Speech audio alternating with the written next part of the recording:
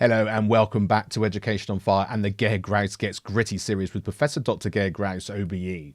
Now, each of the 7 episodes are based on a chapter from his book, Through a Different Lens, Lessons from a Life in Education, which is published by Routledge.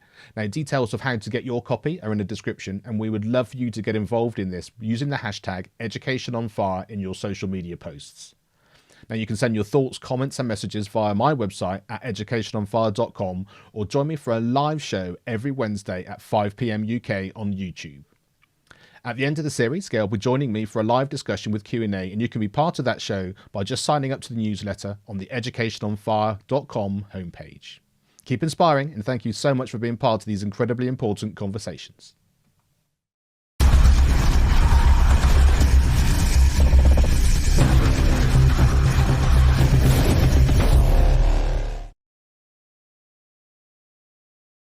So, welcome back to episode 6. We are talking about more than a school, and actually focusing on what it is that we value, what it is that we're measuring, why we're doing that. And this has been a fantastic conversation over such a number of weeks, and I think we've covered so many things. But I think understanding this is going to be such a crucial idea as to why we're getting up every day and having the conversations that we are. So, take us into this and your thought process behind this chapter. Well, thank you, Mark. It's a combination of things, and in many ways, this is kind of one of my favourite themes, really. So more than a school, essentially comes from Més que un club, more than a club, and it's based on Barcelona Football Club. So if you ever fortunate enough to go to Barcelona per se as a city, and then to visit the Camp Nou, the wonderful football stadium, if you get the opportunity to walk out onto the pitch, you literally walk out and you see in front of you, spelled as they do that so beautifully through the seats, it says Més que un club in Catalan, meaning more than a club. And so if you then delve into Barcelona as a city, but particularly as a club, its history over the last, 100 or so years, around that, then you'll soon come to understand that the club, particularly under the oppression of the Franco regime, and almost an anti-Catalan, people weren't allowed to formally speak that language, people weren't allowed to sing the anthem, people weren't allowed to fly the flag, all those kind of things. But the one place where people felt that they could still be themselves and actually experience their identity was in the football stadium with the club. The club, incidentally, which is owned by its members. So this isn't owned by a very rich person from whatever country. It's owned by its members, and at least in theory, the people in the leading positions are voted in by the membership. So in many ways, really simply, take the romance away. The club is more than a club. It has many more functions in a very large community that is a Catalan community in and around Barcelona.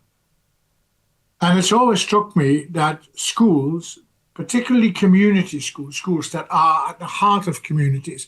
So maybe we're talking more primary again than secondary, because many primaries, if they are not deliberately at the heart of the community, they have a problem.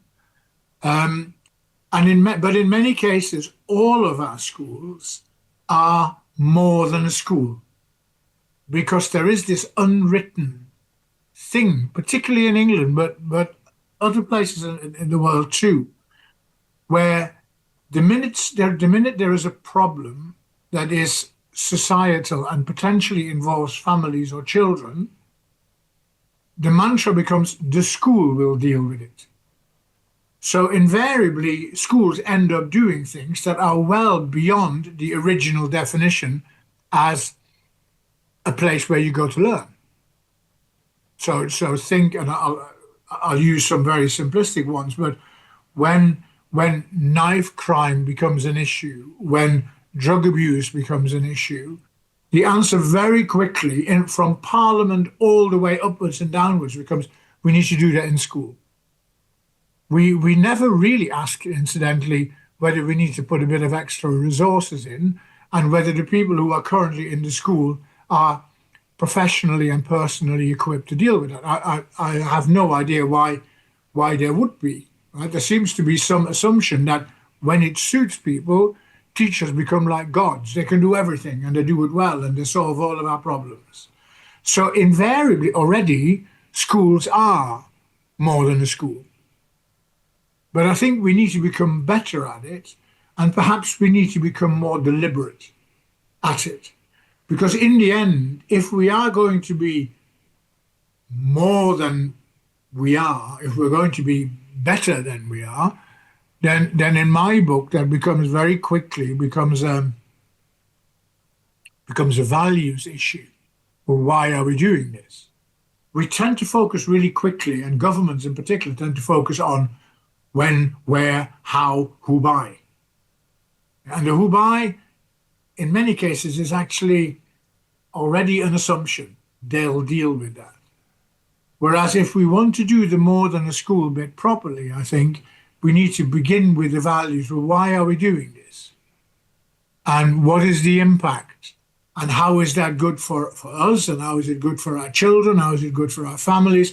How is it good for our communities? How can we make these things better?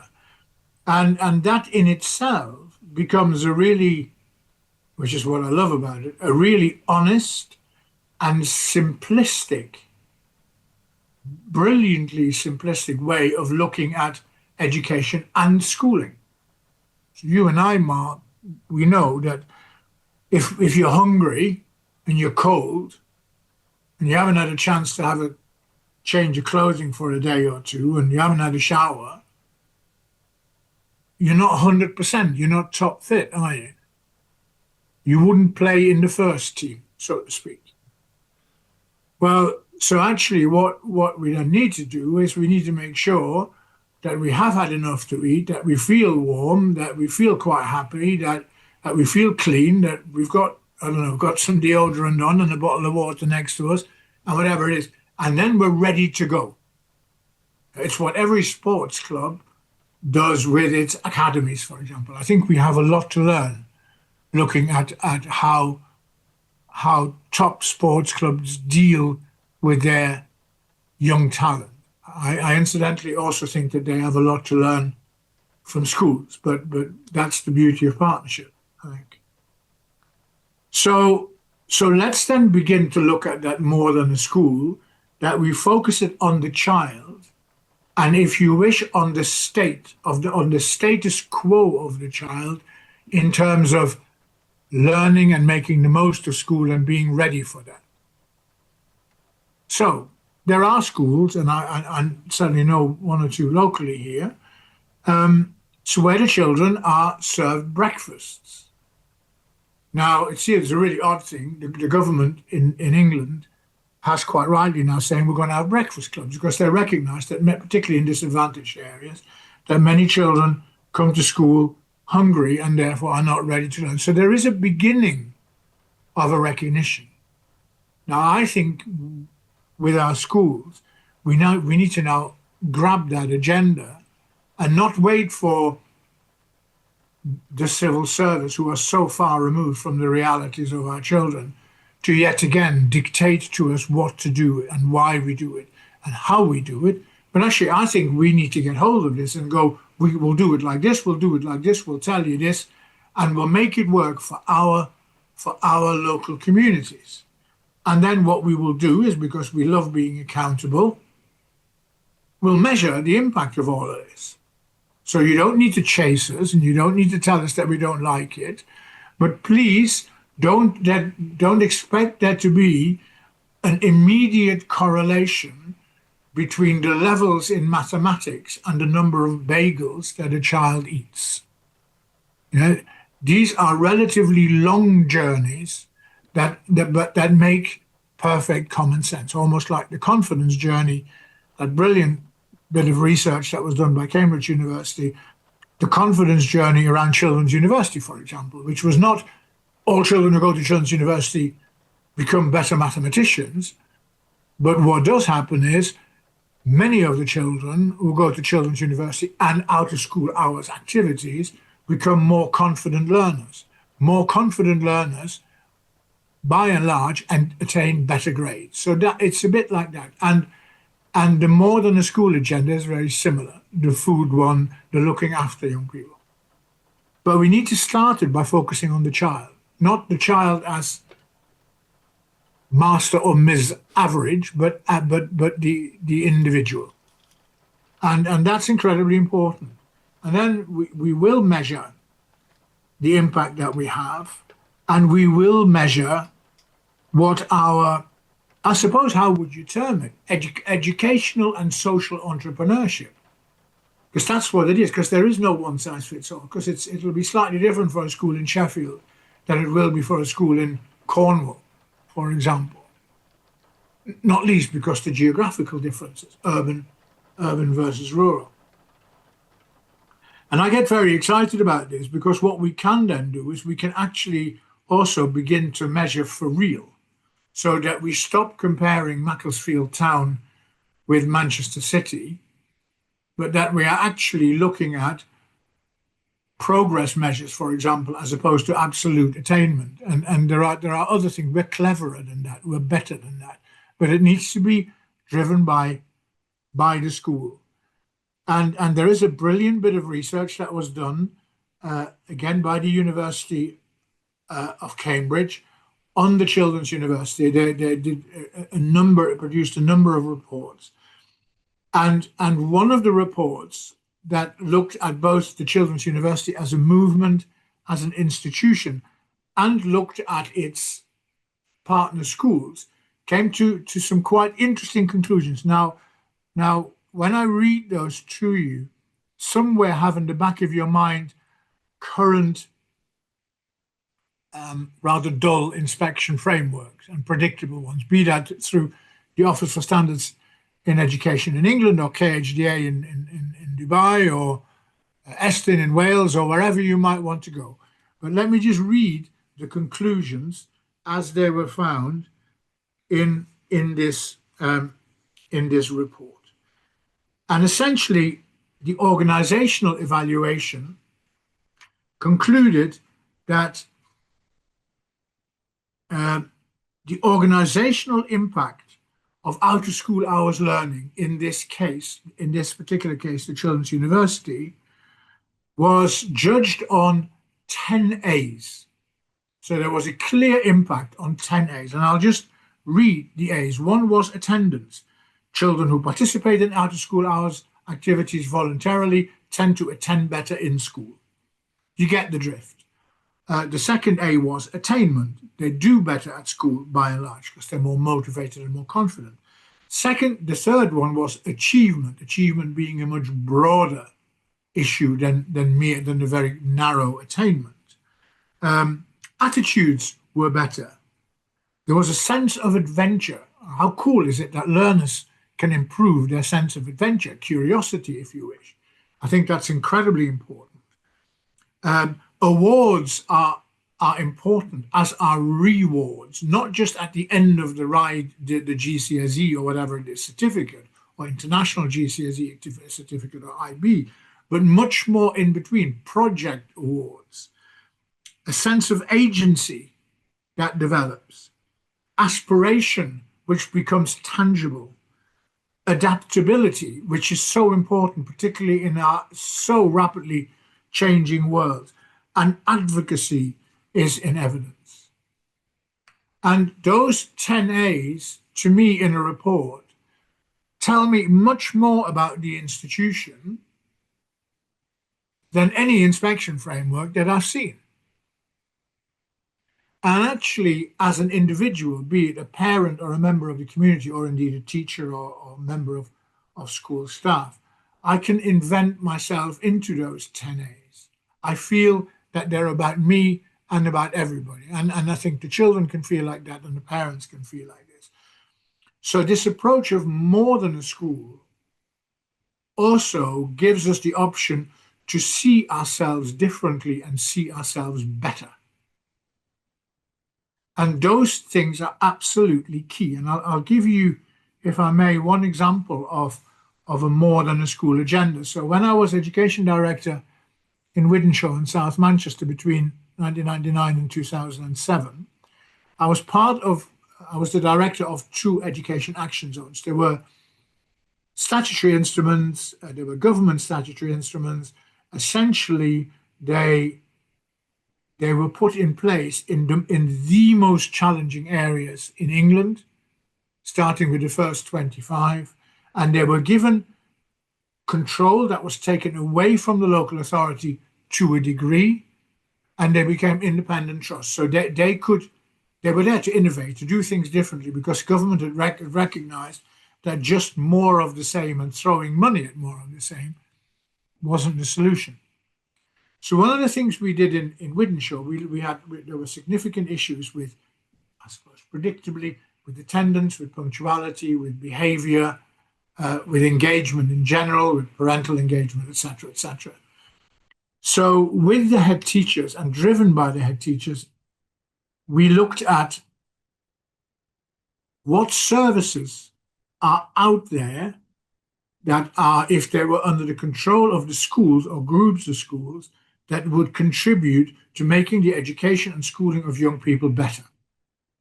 And it became pretty clear to begin with, there were education welfare services that functioned around attendance and punctuality. There were social services. There were education psychology. You name it. There were those services that historically had been under the control of local authorities and had been helicoptered into schools, always reactively, never proactively, to stick a plaster on, and then they were taken out and they were put somewhere else. So we went to the local authority at the time, and in partnership, we asked them, can we manage our own services as much as that's possible? So the agreement we reached was that the local authority would manage the statutory aspects of those services, and we would manage the child-centered and developmental ones. And my only proviso with the schools and our teachers was that when those meetings happened, that they weren't talking about how bad the traffic was or how much everybody is in need of a pay rise or whatever else, but there would only be one agenda, and that would be the names of children and who was going to do what until the next meeting in order to begin to make these things better.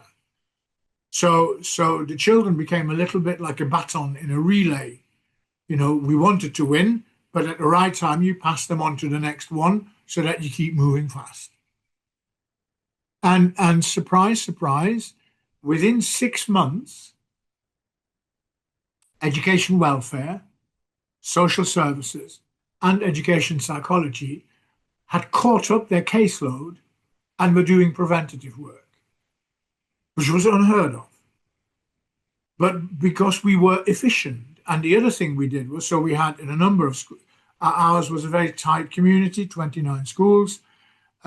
Most children who entered the infant section of a primary school would automatically also end up in one of our high schools. So we could track the children and the families through. So the deployment of those services worked in that way too. And it won't come as a surprise that after a couple of years, because these things take time, there was tangible evidence in terms of attendance, punctuality, levels of exclusions, you name it. It was all there. Statementing, all those things were happening.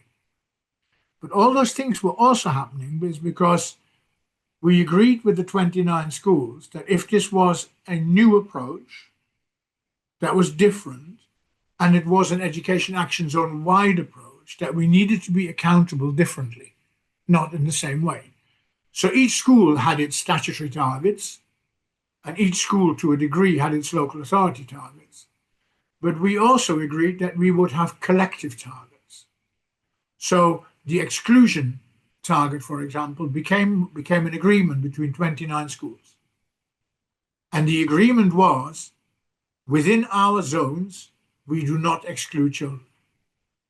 We may move them around, we may help each other out, but we do not exclude. It's the simplest and the easiest example I can give. There were other examples of how to make our teaching better. Yeah, so if all of a sudden I'm a secondary school, out of the blue, as these things sometimes happen, I experience a shortage of maths teachers, for example, then other schools would help out. And that collective, voluntarily. So this is not like multi-academy trusts where there's somebody sitting in an office moving things around as if they're playing chess badly. This came from the bottom up to serve children, although I do recognize that some of the work of Education Action Zones became the basis for the development of multi-academy trusts, but that was a very political thing. So the more than a school agenda is that. But I would urge schools and talk to, have those discussions with local politicians, have those discussions with members of parliament, invite people, if necessary, even from the DFE into school or from any government organization. But in the end, we are at a crossroads. And the crossroads is either we continue with being done to, and then we have to be happy with that, or we are more proactive and get hold of the agenda on behalf of our children, on behalf of our colleagues, and on behalf of our communities. And then finally, which of course also happens, and people very often only think about that aspect of community schooling, is that schools have resources that can be used by the wider community. Of course they do. But again, I think we need to be very careful that they don't become a money-making scheme, but that they are actually a scheme that serves the community. So if you have got AstroTurf five-a-side football pitches, my plea would be don't rent them out to the highest bidder all the time, but actually make sure that the local charity, where off the top of my head, poor or disabled people want to use those, that they also can have access at a vastly reduced rate or even as part of a school's corporate and social responsibility. And that's how I think the picture is.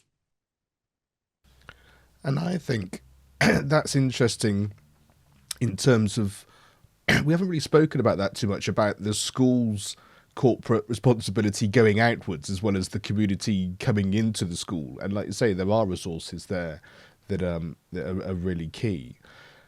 I think the other thing that really strikes me is the proactiveness of it. And I think because everyone feels quite insular, they feel like if they're going to get isolated, they're going to get into trouble, and it takes us back into all of the testing and all of the Ofsted and all of those sorts of things happening.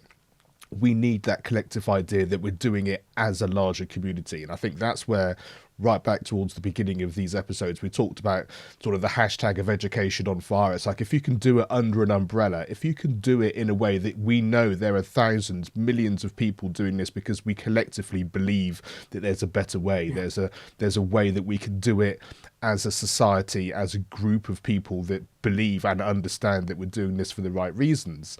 At that point, it doesn't feel like you're so isolated, and actually, for a better word, there's a peg you can put your hat on and say, look, we're doing this together, and I'm not going to be left on my own, and the consequences will be much less, one would hope. And Mark, just to say, if somebody from some civil service organization were to come along and say, oh, but this already exists because we've got local authorities or we've got multi-academy trusts in England, then you have to just really politely turn around and ask them whether they've been living on Mars for the last 40 or so years. Because just because you create something doesn't mean it functions. These things are, so local authorities, multi-academy trusts, they are both political and administrative tools. And you look at the documentation that's produced by many of those organizations, and if you did one of those Wordle things, then the word child would be very small. So just because organizationally there are certain things in place doesn't mean that they, your question would immediately become, so they're accountable to the child then, are they? And somebody would go, accountable to the child? Where does that come from? And I think it's around that. So that nonsense that it exists and therefore we don't need to. It is about. It is essentially. It is about the profession. Those who know best taking back the reins on behalf of the children, their parents, and their communities. That's what this is, because they know best. And if you have a large local authority, wherever in the world you are, or a large grouping of schools, wherever in the world you are, yeah, we have a group with 300 schools, or 60 schools, or 50 schools, or whatever it is. There is not a cat in hell's chance that the CEO, the fairy at the top of the Christmas tree, will be able to know precisely what's going on at ground level. No, and very often they're not interested either. Mm-hmm. Yet that is where this needs to work.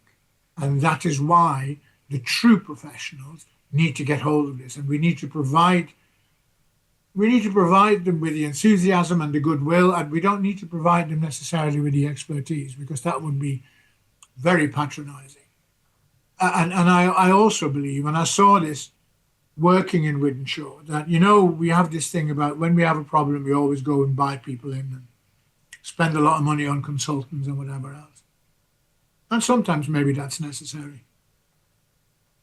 But for my money, if I looked at our 29 schools in Wythenshawe, there was no problem in 7 years, none whatsoever, where the answer didn't lie somewhere within our community. We just needed to get much better at looking for it, that's all. And once we got good at it, and we knew our schools, and we knew our teachers, and we knew our children and our families, it became a joy, because somebody would come and say, oh my God, I don't know what to do with this. And one of us would go, come and get in the car. This was before FaceTime, thankfully, right? Come and get in the car. We'll go and see so-and-so. We'll go and have a chat. I think they've got an answer. I think they're doing some of this already. And part of our role became that brokerage, that bit that goes, I know. And if I didn't know, I'd go to one of my colleagues within the zone and say, tell me about how does that work there? And we would find the answers. And then the trust existed for us to turn around and go, if you need us, you know where we are, but I think you can work it out amongst yourselves. And then we caught up, and that was our checking and accountability. You caught up at some point during a review conversation and said, how did that work out? Oh, brilliant. Or, I'm sorry that didn't work. Do we need to look at that again? But what you developed over time, you developed an outward-looking attitude, culture. People would not just do, oh dear, Google or whatever, although that didn't exist in those days. But anyway, people would not, or consultancy yellow pages or whatever it was. People would instantly do, I'll go and get in touch with so-and-so. And what was really interesting was, I only discovered that later, that before, so there were 29 schools in a fairly tight geographical area, primary, secondary, and special. Denominational, non-denominational. Before the Education Action Zone came into existence, they never had meetings as a group of 29. They had meetings as smaller clusters, the Catholic cluster, or the Newell Green cluster, as it was called at the time, the Parklands cluster, the Brookway cluster. They never met as a group of 29. So the zone became an enabler. We didn't need to tell them how to do it. We just needed to put them in a place where they felt comfortable and confident to find out for themselves. And that professional trust thing, I mean, we're so far away from this at the moment. And the other thing was, and this was not always easy, because of the pressures of national inspectorates and local inspections and all those kind of things,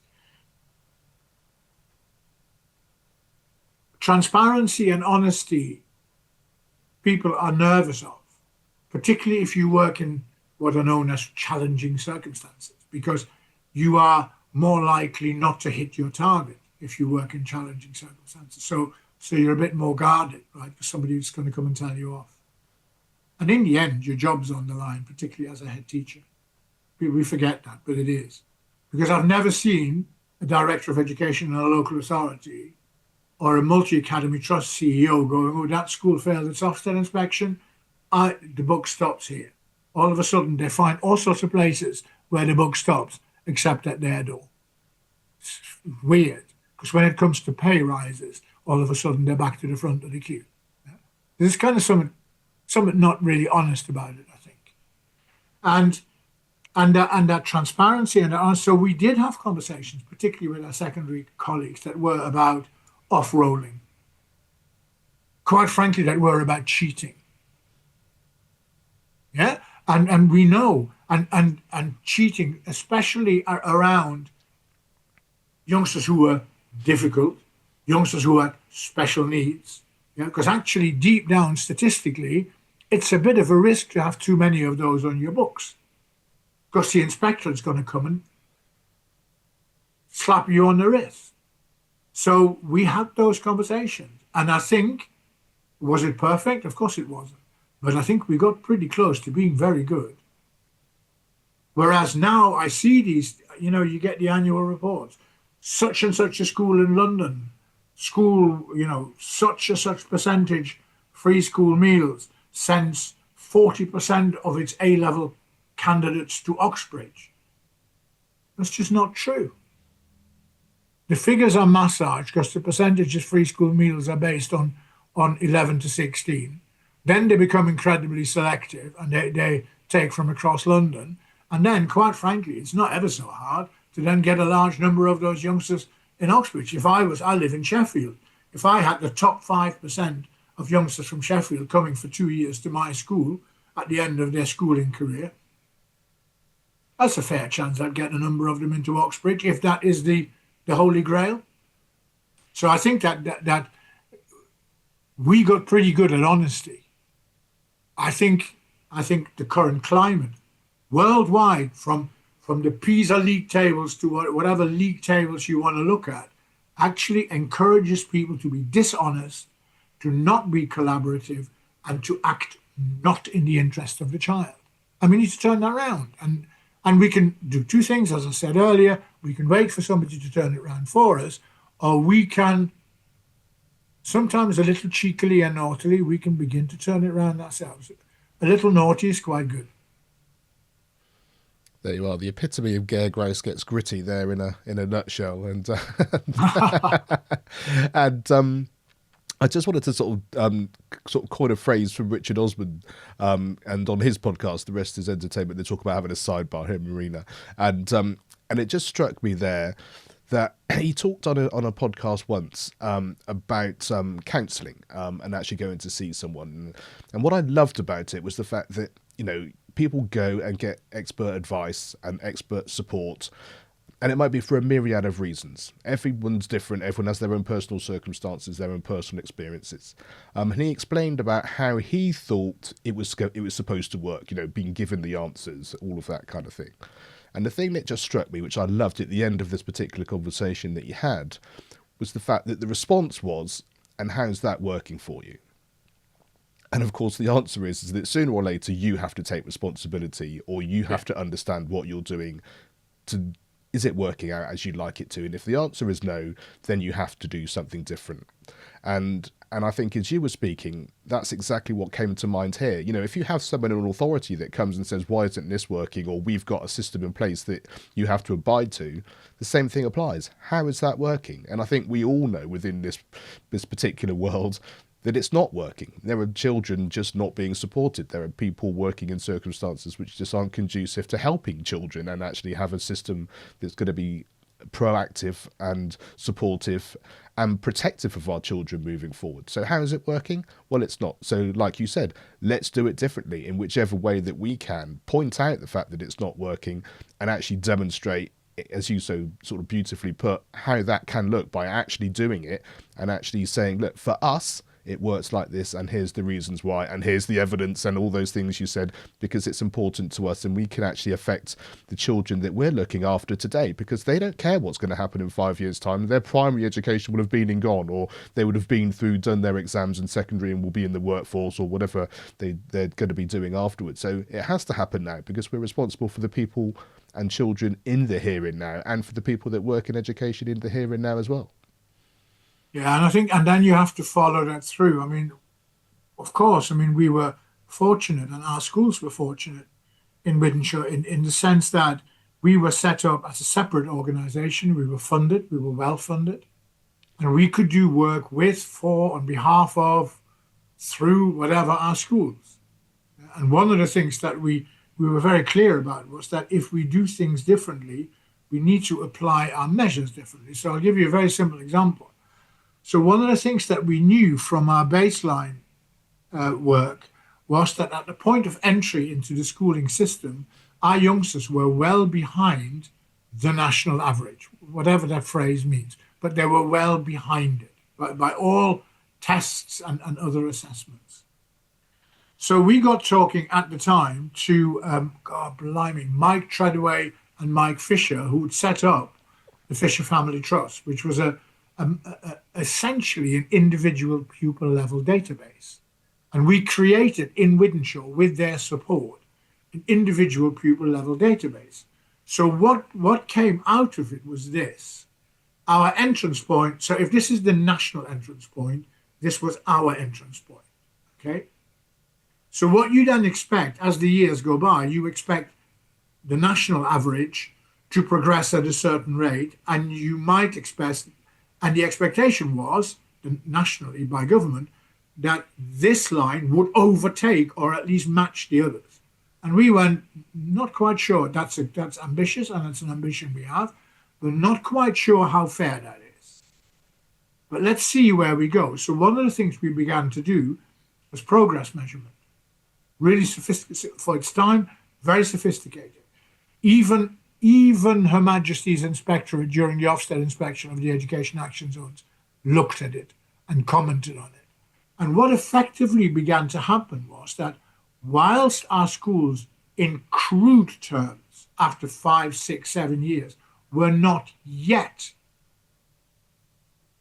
meeting national expectations, in every single one of those schools, progress was greater per child, individual pupil progress was greater than individual pupil progress nationally. So our prediction was eventually we'll catch them up. We just need a bit of time. So no, we didn't have to do that, but we were quite sure that this was the route we wanted to go. And in working with the schools, and particularly their teachers, we were also quite sure that we needed a means of measurement that essentially was value added. And the zone put itself in there. If we're the additional resource with quite a bit of money, what's the difference to your school? Can you demonstrate that our existence matters? Can we do that through measuring progress of children? And the answer that the schools gave us was, yes, here it is. Now, I was there for 7 years in total. They probably had about 10 years of it before the Conservatives came into power and got rid of all of those things. But the bottom line is, there was very clear evidence that had they allowed this to continue to be developed, become much more sophisticated. I mean, imagine what you could do now, right? The way the technology is, it would be breathtaking. But it was also fair. And it was transparent. So the one thing was we produced a folder that had all the information, of course anonymized, but all the information of 29 schools in it. Each school could see the other's anonymized data sets. Why? Well, one, because it seems like a reasonable thing to do if you're part of a project. And secondly, if you are doing your analysis and in your school you have a particular issue, it allows you to find who to go and talk to. So as a result of those things, each school then thought it was a good idea to appoint its own Education Action Zone coordinator, somebody who managed that on behalf of the schools, and they could get together. So you didn't need to bring everybody out all the time. And that worked too. And incidentally, I can only, of course, speak for the Wythenshawe Education Action Zones, because that's where I was. But there were 25 and later 50 others. And to some degree or other, contextualized, they all made similar differences. But what it did do is it empowered schools locally. And for those who like control structures, top-down structures, that became very uncomfortable. And it was one of the reasons why we found ourselves knocking on closed doors sometimes, particularly when it came to government institutions. But we made that difference, and we proved our point, and our youngsters were better for it. And as I often jokingly say, you only have to look at Marcus Rashford. He was one of ours. And I always see him as an Education Action Zone boy, right? So there we are. But we could make those differences. And the thing that was very interesting about those communities, if I reflect on that now. So when I started in Wythenshawe in 1999 as Education Action Zone Director, I think it would be fair to say that Wythenshawe at the time, I think it was about 80,000 people lived there, and probably 95% of those were white British. If you went to Wythenshawe now, it's probably slightly less than 80,000 people, but I would say 45% of the people who live there now are not white British. They may be Eastern European, they may be Somali, they may be, and that incidentally is not Wythenshawe's fault. All I can conclude is it is how the demographic has changed as a result of changes in our society and as a result of political decisions. But in terms of contextualization, what we did in 2007 would no longer work. You would have to adapt. Yeah, and incidentally, sometimes you'd have to adapt in a really, I'll tell you a funny story, in a really cool way, right? Because what happened was initially in the mid-2000s, or about 2005 onwards, there was a not insignificant influx of families from the former Eastern European countries, initially mainly Poland and the Czech Republic. But what happened was that, typically speaking, those families were educationally very highly motivated. They wanted their children to go to school. They wanted their children to do well at school. Yeah? And they would back the school. They backed us. There were very interesting discussions going on. We started to meet with some of the representatives of those particular communities to see what else there was that we needed to do. Guess what happened to the league tables in Wythenshawe? They all went up within 2 years because the attendance figures rose very significantly. And the GCSE results rose very significantly because every child coming from Poland would sit a Polish GCSE or a Czech GCSE, right? So if you wanted to be transparent and honest, from about 2000 and I would say 2010 onwards, you probably would have needed to produce a number of league tables without the influx of the Eastern European children and families, league tables with the influx, in order to explain what was going on. Because in fairness, the secondary schools, they got better, but they hadn't got that much better that quickly. And our attendance figures were improving, but they weren't improving that quickly in that short period of time. So your change of demographic can have all sorts of influences. From the short period of time that overlapped with my directorship there, I found them incredibly positive because they started to set, certainly in terms of attendance and attainment, they raised the bar. It's cool. What more do you want? Raising the bar is a good thing, right? We all jump higher. It's good. So there's interesting things in the mix there. But you have to be on it. You have to know your schools. You have to know your children. You have to know your community. And you have to look at contextual value added. And it really is why, like you say, the trust is important, why actually people working together collectively is important, because then all of those things aren't suddenly a surprise because you've all been in that particular community understanding all of those things as Yeah. well. And then it's easy to explain, it's easy to have those conversations and actually make positive, purposeful decisions, isn't it? And you need to have constant discussions about what works, what doesn't work, why it doesn't work. So I keep going back to, so our secondary schools in Wythenshawe were not massive. They were around, I would say on average, they were around the 800. One was much smaller. It later closed. But because the other three were around the 800 mark, they were in a position to know their children well. I'm convinced, if we'd had three secondary schools with 2,000 or 2,500 youngsters, our way of working would have to have been very different because we would have lost, in inverted commas, we would have lost the knowledge of a lot of those children. And we would have, yeah, our resourcing, our investment, our whole strategy would have had to have been very different. So you can conclude that in secondary schools with around 800, at that moment in time, in that place, that worked.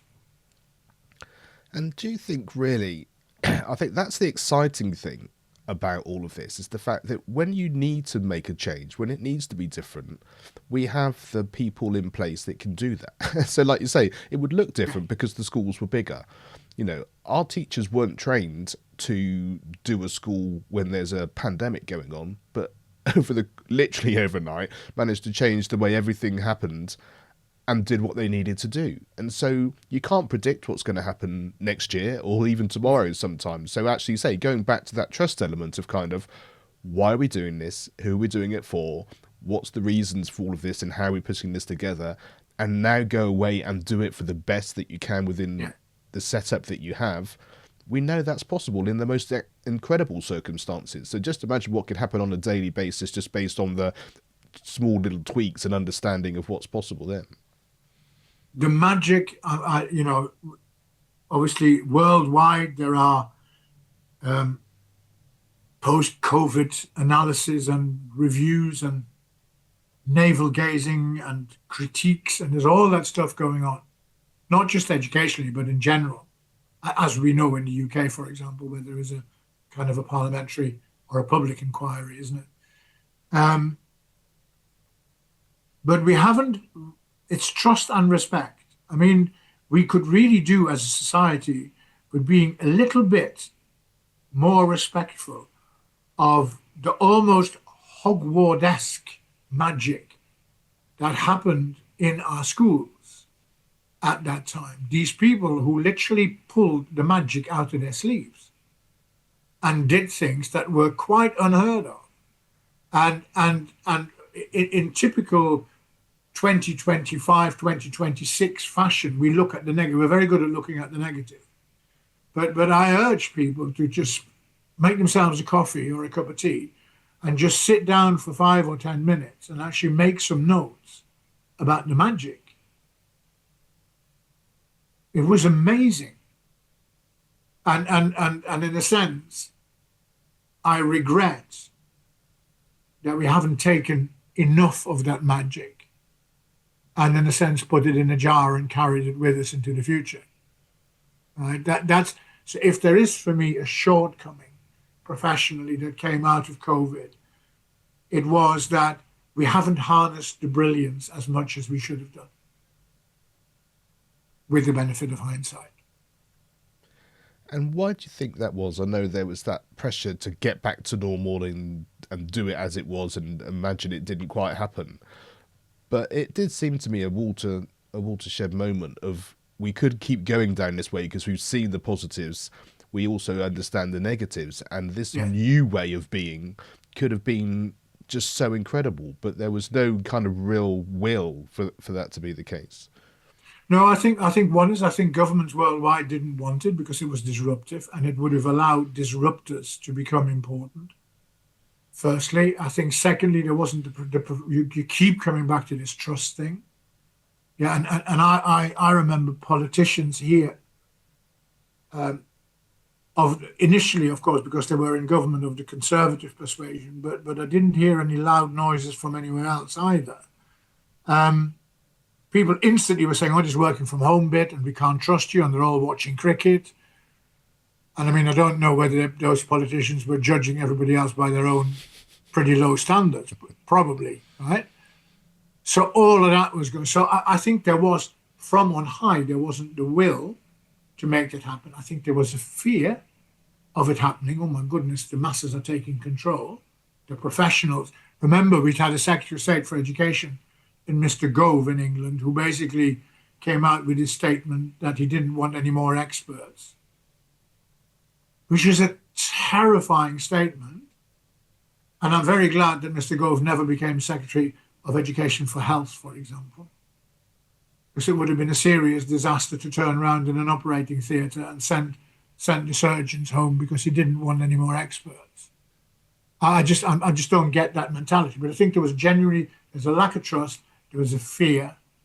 And as far as the teachers were concerned, they were on their knees, because teaching was one of the very few professions that didn't just keep going, but kept going, and it became harder. And they kept going.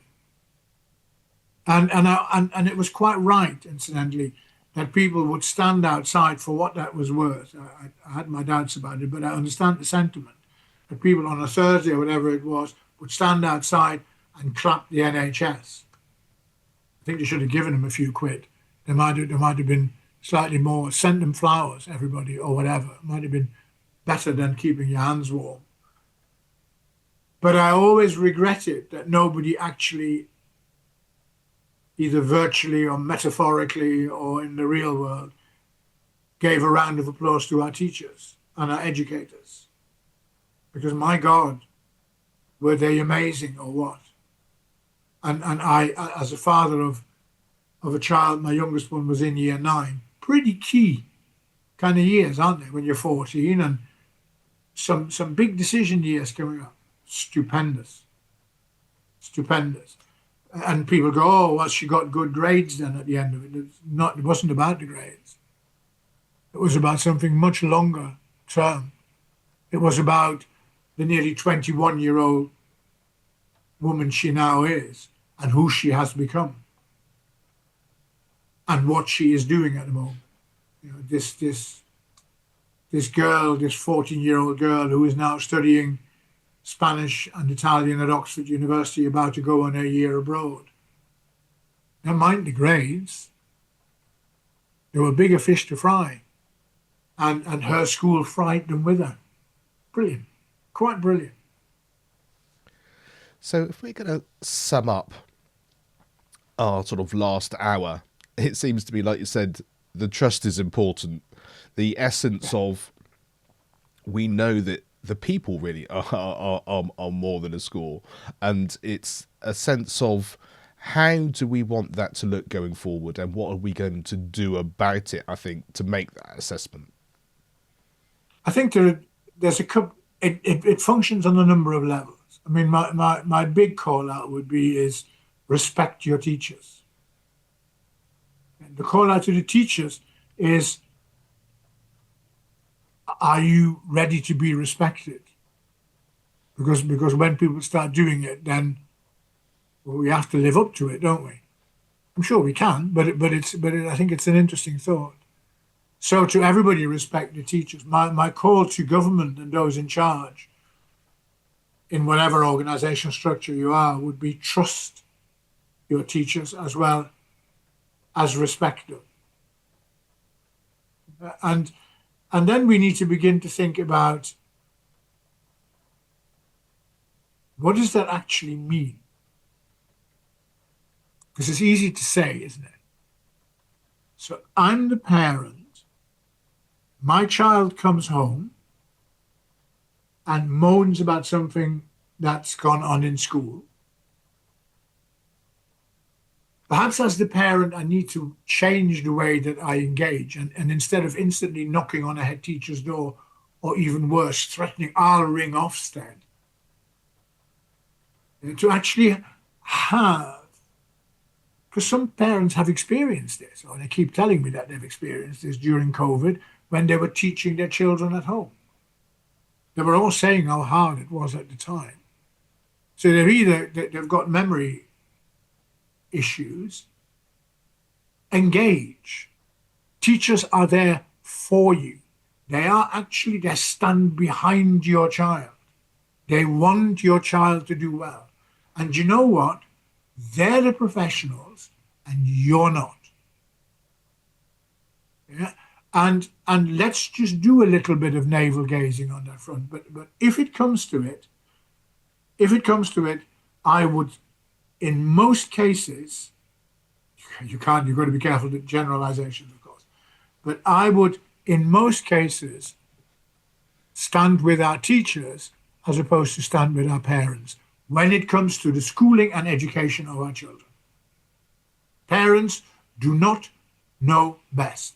They may love more, but that doesn't qualify them. So I think we need to, when we say these things, we need to actually ask ourselves the question, and that was one example. We need to ask ourselves the question, well, what does that mean for me? Because these platitudes are easy, aren't they? We need to respect. We need to trust. So what are you doing about it? Yeah, are you writing a thank you note? At the end of a difficult week when it snowed and you've had your Ofsted inspection and God knows what else has gone on? Do you actually spend 2 minutes ripping out a piece of paper from somewhere, making sure it looks nice and tidy, and write a note saying, this must have been a really tough week. Thank you for what you did for my Imogen. Respect. It's easy, but so important. So I think we need to, like Carlo Rinaldi used to say about learning, we need to make learning visible. I think we need to make trust and respect visible. We owe that to our teachers. And when I say teachers, I mean the teaching professions, all of them. And I think for me, that idea of that small touch that you just said, like a note, to kind of have those small conversations that are going to make a big difference, are really important. Because one thing I would just say, to put this in context from a parental point of view, is that in a primary school, when one of my children was there, that a new head came in, and there was a conversation about what was important, the whole child.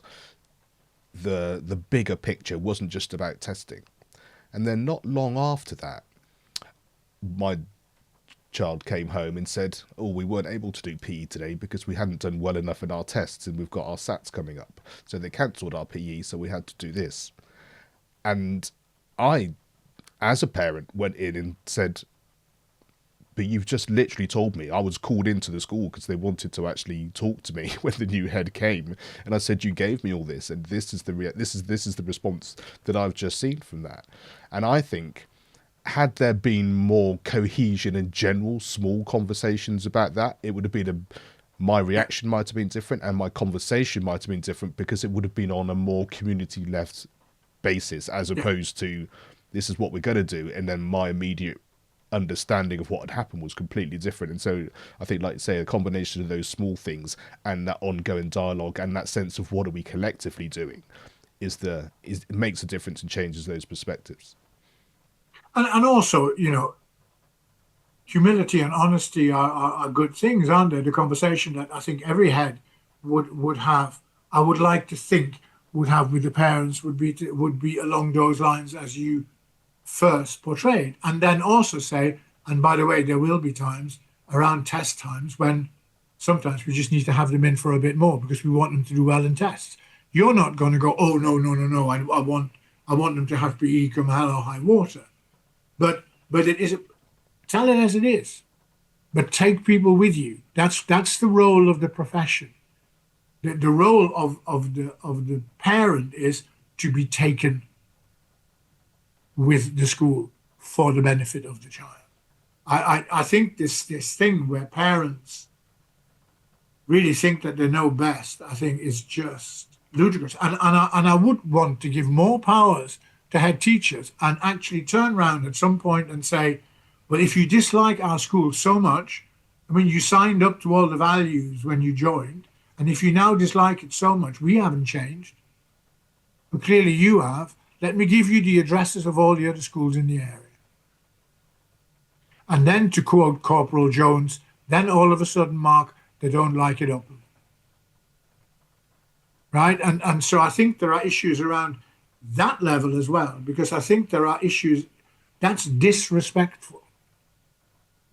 And that is a trust issue. And if the shoe were on the other foot, and if the teaching professions conducted itself in that way to the parents and the community, all hell would be let loose. Well, these things work both ways. And actually, if we put the child in the middle and we have agreed what everybody's job is and is really clear and we keep talking about it, we won't go far wrong. It won't be perfect, right? So the thing that always needs to improve is the quality of communication and the intensity and focusing on the child. And finally, I'd like to just use this quote from the author Isaac Asimov, which I love, which is that education isn't something you can finish. So in a sense, whatever discussions that we have, there will always be, do you remember the news programs with Trevor McDonald? There will always be an and finally. And because it's never done. Just like Wythenshawe wasn't done because it's changed. Our youngsters will change. My eldest daughter is 10 years older than my youngest daughter. It's a generational gap in many aspects. So it's never finished. It's never done. But what's quite interesting, and if I use my two girls as an example, is that in many ways, the elder one can learn as much from the younger one as the other way around, particularly in a sphere of technology, for example, and the use of phones and iPads and whatever these things are. But it's never done. So there will always be, and finally, and ironically, the last kind of small chapter of the book was, of course, called "And Finally." Education is not the filling of a pail, but the lighting of a fire.